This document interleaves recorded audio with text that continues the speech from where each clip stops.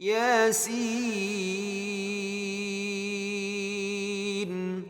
والقرآن Assalamualaikum warahmatullahi wabarakatuh. Alhamdulillah wassalatu wassalamu ala Rasulillah. Innal hamdalillah nahmaduhu wa nasta'inuhu wa nastahdihi wa nastaghfiruh wa natubu ilayhi wa natawakkalu alayhi wa na'udzu billahi min shururi anfusina wa sayyiati a'malina.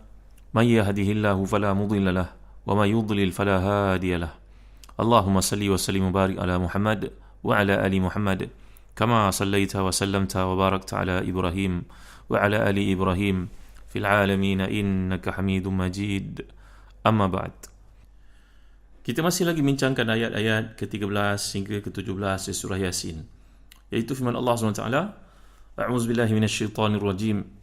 Wadrib lahum mathalan ashabal qaryati idh ja'aha al-mursalun idh arsalna ilayhim ithnain fakadzabuhuma fa'azzazna bithalithin faqalu inna ilaykum mursalun qalu ma antum illa basharun mithluna wama anzala ar-rahmanu min shay' in antum illa takdhibun qalu rabbuna ya'lamu inna ilaykum lamursalun wama 'alaina illa al-balaghul mubin. Sadaqallahul azim. Lihat tafsir Ibn Katsir jilid yang ke-8 muka surat 10. Dan buatlah bagi mereka satu perumpamaan, iaitu penduduk satu negeri ketika utusan-utusan datang kepada mereka, iaitu ketika kami mengutus kepada mereka dua orang utusan, lalu mereka mendustakan kedua-duanya. Kemudian kami kuatkan dengan utusan ketiga, maka ketiga utusan itu berkata, sungguhnya kami adalah orang yang diutuskan kepadamu.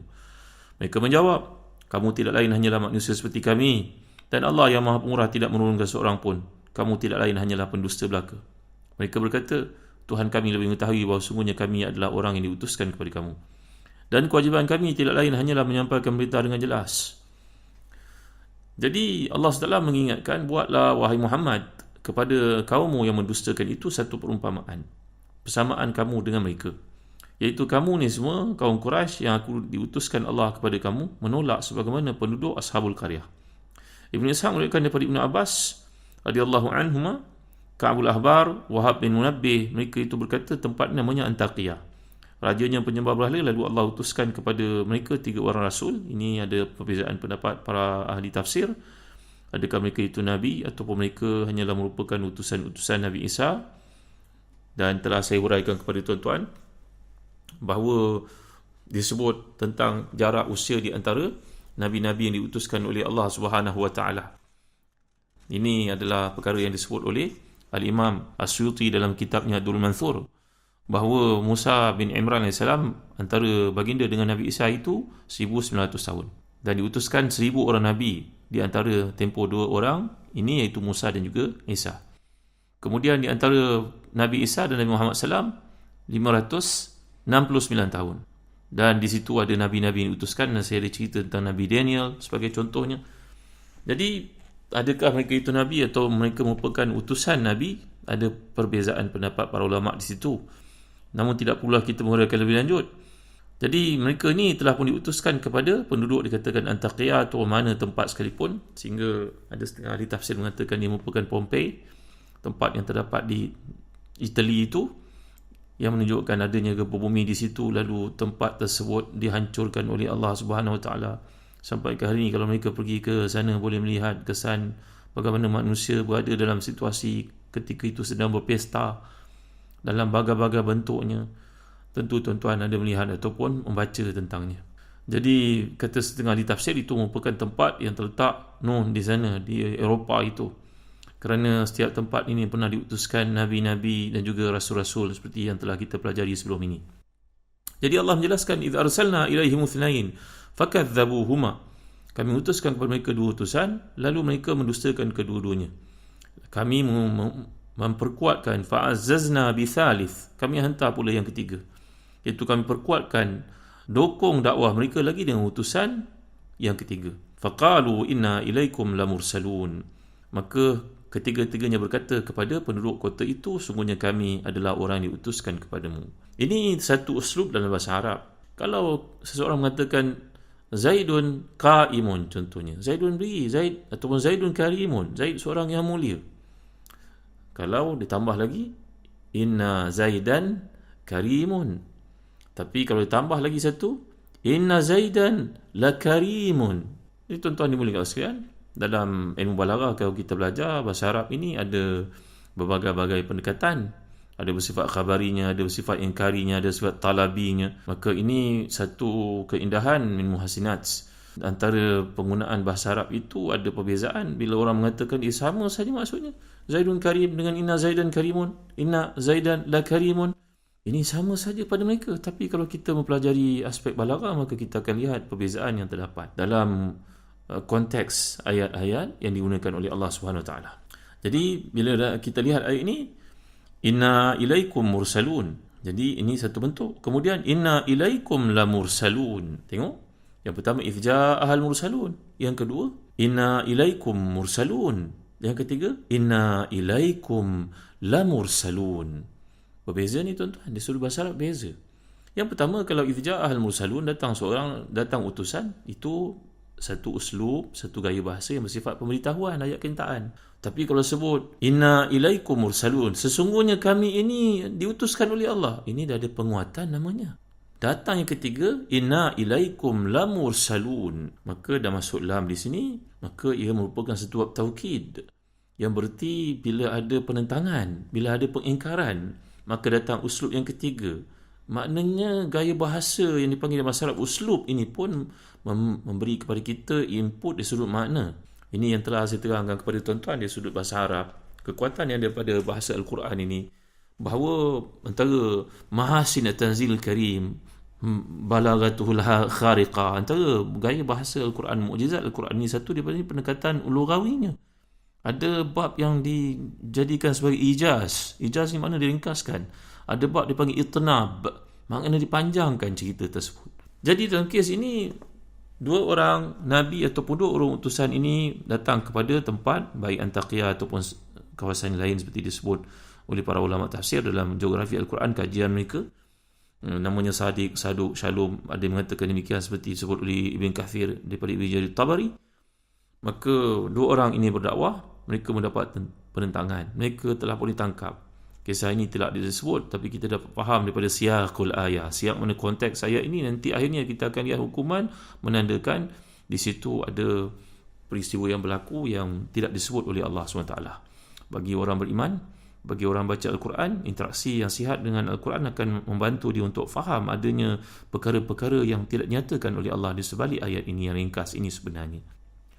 Jadi bila dua orang itu dihukum, datang yang ketiga. Tapi sebelum mereka sampai ke tempat itu, mereka lalu di sebuah kampung seperti disebut oleh banyak para ulama tafsir, macam dalam Abdul Mansur, bahawa daripada Ibn Munzir, daripada Ibn Abbas, menceritakan bahawa ketika dua orang utusan ini sampai, maka mereka bertemu dengan seorang lelaki yang dipanggil sebagai, namanya Habib bin Murri, yang dipanggil sebagai Habibun Najjar, Habib An-Najjar. Setengah mengatakan dia tukang kayu, setengah mengatakan dia tukang tenun, bukan tukang tenung, tukang tenun. Maknanya seorang yang menenun kain daripada ulat sutera. Setengah mengatakan dia bekerja lain daripada itu. Dia ni ditimpa penyakit kulit. Ada yang mengatakan anaknya yang sakit. Banyak sekali kisah yang sampai kepada kita daripada kisah-kisah Israeliat. Dan saya telah terangkan tuan-tuan kepada tuan-tuan awal-awal dahulu tentang pendirian mauqif kita terhadap Israeliat ini. Yang Nabi telah ajar kepada kita, apa yang benar kita ambil, apa yang mengelirukan kita tinggalkan, apa yang berlawanan daripada Quran dan juga hadis, maka kita tidak ambil. Jadi kisah-kisah seperti ini, kalau kita lihat banyak disebut dalam kitab-kitab tafsir. Maka bila mereka sampai di permulaan tempat itu, katalah di permulaan kampung itu, bertemulah dengan Habib ini, seorang lelaki yang rendah, tidak terpandang, dan dia pula berpenyakit, masa riwayat mengatakan. Setengah mengatakan anaknya yang sakit. Maka bila bertemu dengan nabi-nabi ini, melihat pada utusan-utusan ini ataupun nabi-nabi ini, hatinya menjadi tenang, dan dia pun meminta kepada, kalau betul lah kamu ni utusan daripada Nabi Isa AS, tolonglah rawat aku yang sakit kulit ini, kusta ini, ataupun anak aku yang sakit ini. Maka dua orang utusan ini, dua orang pembantu Nabi Isa ini telah pun berdoa kepada Allah dan merawatnya, maka semua itulah mukjizat yang ada pada Nabi Isa dan juga pengikut-pengikutnya memiliki karamah yang telah saya bincangkan sedikit sebelum ini. Yubrihul akmaha wal abrasa wa yuhyil mauta biiznillah. Itu kekuatan daripada Nabi Isa AS, iaitu boleh merawat orang kena kusta, boleh sembuh orang yang mati, boleh dihidupkan semula. Ini adalah kehebatan daripada Nabi Isa, mukjizat yang Allah bekalkan kepada baginda, bersesuaian dengan zamannya itu, menyaksikan ramainya kalangan ahli-ahli perubatan, tabib, atibak. Jadi Habib Najjar ni seorang yang tak terpandang. Tuan-tuan, kita dalam hidup ini awasilah diri kita daripada menghukum orang melihat pada fizikalnya. Orang kita lihat fizikalnya, outlooknya tak adalah hebat mana, tapi orang ni sebenarnya wali Allah SWT. Sebagaimana juga jangan pandang kecil pada satu perkara, kata Imam Ali karamallahu wajhah dalam satu hadis yang bersifat mauquf, kerana mungkin dengan perkara kecil yang kau remehkan itu menyebabkan rahmat Allah datang kepadamu. Saya ingat pada satu kisah yang disebut dalam hadis sahih riwayat Bukhari Muslim, tentang Nabi menceritakan kepada para sahabat 3 orang manusia, 3 orang bayi yang berkata-kata. Tentu tuan tahu kan? Yang pertama Nabi Isa bin Maryam bercakap masa kecil lagi, yang mempertahankan ibunya, bahawa ibunya bukan seorang perempuan jahat. Yang kedua, kisah budak yang mempertahankan Juraij al-Abid, Juraij yang salih itu, ar-rahib itu. Dan yang ketiga, Nabi menceritakan kanat imra'atun turdi'u ibn laha min bani Israel, famarra biha rajulun rakibun dhu syaratin faqalat Allahumma ja'al ibni mithlahu, fataraka thadiha faaqbala ala rakibi faqala Allahumma la taj'alni mithlahu, summa aqbala ala thadiha yamasah. Qala Abu Hurairah ka'anni anzuru ila Nabi sallallahu alaihi wasallam yamas isba'ahu, summa marra bi amatin tujarrar wa yul'ab biha wa tudrab, faqalat Allahumma la taj'al ibni mithla hazi, fataraka thadiha faqala Allahumma ja'alni mithlaha, faqalat lima zak. Qala rakibu jabbarun minal jababirah wa hadhil amatu yaqulun sarakti zanaiti wa lam tafa'al wa hiya taqul hasbi Allah wa ni'mal wakil. Kita ni melihat manusia, jangan nilai pada penampilan fizikalnya untuk mengatakan menghukum beliau, tahu. Macam kisah Habib Najjar ni, seorang yang pendek, seorang yang pandang hina, berpenyakit pula tu. Ini dalam hadis Nabi menceritakan seorang perempuan daripada Bani Israil sedang menyusukan bayinya. Tiba-tiba lalu seorang yang segak dengan kenderaannya, penampilannya, pakaiannya, baunya. Maka wanita yang sedang menyusukan anaknya yang masih kecil itu berkata, ya Allah, jadikanlah anak aku macam dia ni. Hebat, segak penampilan fizikalnya kan. Anak yang sedang menyusu tu tiba-tiba melepaskan susu ibunya dan berkata, ya Allah, jangan jadikan aku macam dia. Tersentak ibu dia, terkejut. Budak kecil ni bercakap. Ketika menunjukkan perkara itu, Nabi sedang menghisap jari baginda SAW. Ini pendekatan Nabi dalam mendidik sallallahu alaihi wasallam. Abu Hurairah mengatakan, aku seolah melihat Nabi sedang menghisap jari baginda bagi menampakkan budak kecil itu punya kelakuan. Kemudian perempuan ni teruskan menyusu anaknya, terkejut anaknya masih kecil itu bercakap tiba-tiba. Lalu pula seorang perempuan, seorang amah ni, seorang wanita pekerja yang hamba saya yang dipandang hina, dipukul orang, diejek, dibaling batu kepadanya. Maka perempuan ni pun cemas, berkata, ya Allah, janganlah jadikan anak aku menimba nasib macam perempuan ni, sian. Tiba-tiba anak itu melepaskan susunya dan berkata dia sekali, ya Allah, jadikan aku sepertinya. Ibunya sekali terkejut bertanya kepadanya, nak apa kau nak jadi macam dia ni? Kan ke ibu doa, kau nampak segak macam lelaki yang pertama atas kudanya itu, begitu begini. Allahu Akbar. Maka jawapan anak itu kepada ibunya, lelaki yang ibu pandang hebat tadi merupakan seorang samsing, jabbarun minal jababirah, seorang penganiaya orang, seorang yang zalim, seorang yang mengambil hak orang. Ini pula perempuan yang dipandang hina ni, orang kata dia mencuri, dia berzina, dia sebenarnya dia tak buat apa pun. Dia hanya mengatakan kepada Tuhannya, hasbi Allah wa ni'mal wakil. Tentu ini boleh sekalian, ini ada kaitan dengan Habib Najjar ni tadi. Maka beliau pun sembuh ataupun puteranya pun sembuh. Maka hilanglah berita 2 orang utusan ini, mereka masuk ke tempat dakwah mereka dalam lapangan. Maka tuan-tuan dimulakan sekalian, bila berada di lapangan itu, zahir ayat menunjukkan ada berlaku pada mereka sesuatu yang buruk. Ini dapat kita lihat bila Allah menyebutkan, idh arsalna ilaihim ithnain fakadzabuhuma fa'azzazna bithalith. Mereka ditolak nampaknya. Ini ada ijaz. Di sudut bahasa Arab ada berlaku hadf di sini, iaitu satu maklumat yang tidak disebutkan tapi kita dapat faham. Kalau tak, mengapa Allah mengutuskan yang ketiga untuk bantu mereka? Fa'azzazna, kami kuatkan mereka dengan yang ketiga. Faqalu inna ilaikum mursalun. Lalu ketiga-tiga mereka berkata, sungguhnya kami ni benar-benar utusan Allah kepada kamu. Ini dia tuan-tuan yang hati dan dikasihkan. Nanti kita akan lihat apa yang berlaku pada mereka bertiga ni.